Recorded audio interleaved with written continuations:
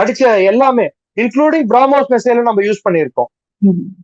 அவங்களோட strategic bases சர்கோடா, scared, Rawalpindi, அவங்களோட தலைநகரத்தையே ராவல்பிண்டி இஸ்லாமாபாத் ரொம்ப தூரம் ஒண்ணு இல்ல, கிட்ட கிட்டதான்.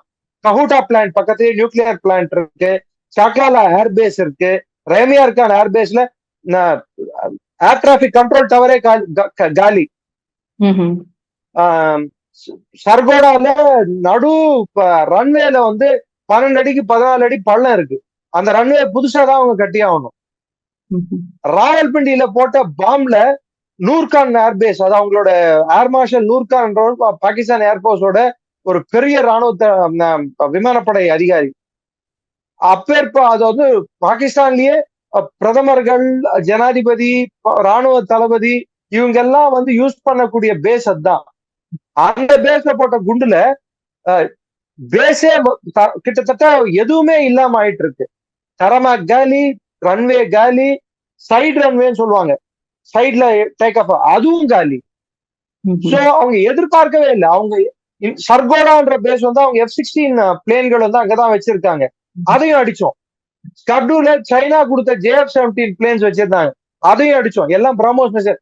இது எல்லாத்தையும் வந்து HU-9 சொல்லக்கூடிய அந்த ஆன்டி பெலாஸ்டிக் மிசைல் சிஸ்டம், அதாவது நம்மளோட ஏவுகணை உள்ள போகும்போது எப்படி S-400ல இருந்து 600 கிலோமீட்டருக்கு அதுக்கு ரேடார் இருக்கும்.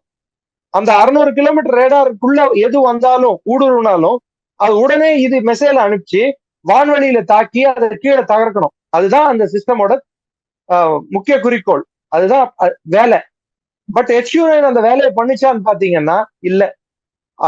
ஆபரேஷன் சக்சஸ் பேஷண்ட் டெட்ன்ற மாதிரி அது இருக்கு, ஆனா இல்ல. வரும் ஆனா வராது.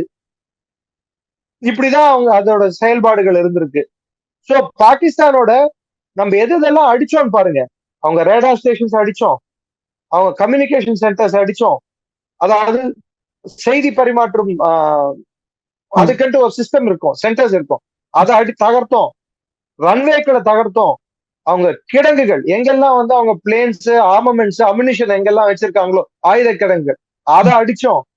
அவங்க பிளேனை நிக்க வச்சிருக்கிற ஹேங்கர்ஸ் அடிச்சோம்.